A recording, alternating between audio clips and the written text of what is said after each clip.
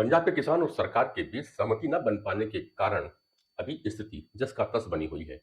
दिल्ली की ओर कूच करने के इरादे से किसान हरियाणा पंजाब बॉर्डर पर डटे हुए हैं। सरकार से चौथे राउंड की बातचीत बेनतीजा रहने के बाद किसानों ने 21 फरवरी को दिल्ली मार्च का ऐलान किया था। उन्हें रोकने के लिए पुलिस ने संभव बॉर्डर पर आंसू गैस के गोले दागे। इस बीच सरकार ने किसानों को 5वीं बार बातचीत करने का ऑफर दिया। ऑफर पर विचार करने के लिए किसानों ने अपना दिल्ली मार्च अगले 2 दिनों के लिए टाल दिया है। सरकार कहती है कि उन्होंने 2018-19 से खरीफ, रबी और दूसरे कॉमर्शियल फसलों का एमएसपी बढ़ाया है। सरकार ये भी कहती है कि धान की एमएसपी जो 2013-14 में 1310 रुपए प्रति क्विंटल था, उसे बढ़ाकर 2023-24 में 2183 रुपए प्रति क्विंटल किया गया है। इसके अलावा 2013-14 में गेहूं की एमएसपी 1400 रुपए प्रति क्विंटल को 2023-24 में बढ़ाकर 2275 रुपए प्रति क्विंटल किया गया। इसके साथ ही साल 2013-14 की तुलना में 2023-24 में चावल में 67% और गेहूं में 62.5% का इजाफा किया गया है।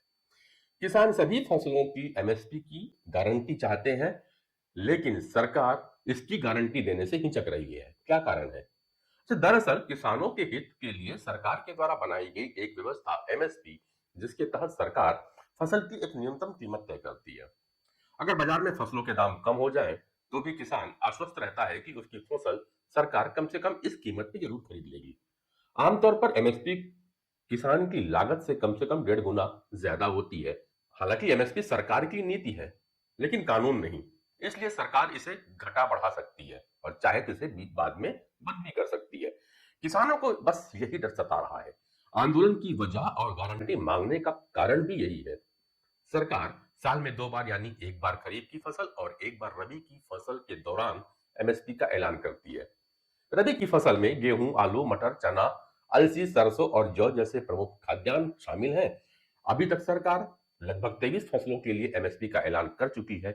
इनमें 7 अनाज हैं: धान, गेहूं, ज्वार, बाजरा, जौ, रागी और मक्का।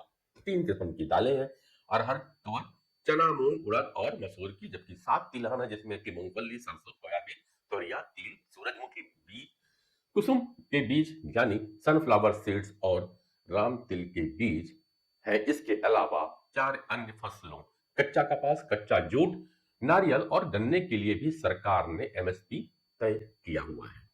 राज्य सरकार भी इसे लागू कर सकती है। सरकार एमएसपी वाली सभी 23 फसलों का पूरा उत्पादन खरीद लेती है तो सरकारी खजाने पर इसका गहरा प्रभाव होगा। यह बहुत ही भारी भरकम खर्च होगा। हालांकि कुछ रिपोर्टों में दावा किया जा रहा है कि सभी फसलों पर एमएसपी गारंटी देने पर सरकार के ऊपर लगभग 10 लाख करोड़ का अतिरिक्त भार आ जाएगा, लेकिन इन अनुमानों का कोई आधार अभी दिखा नहीं है।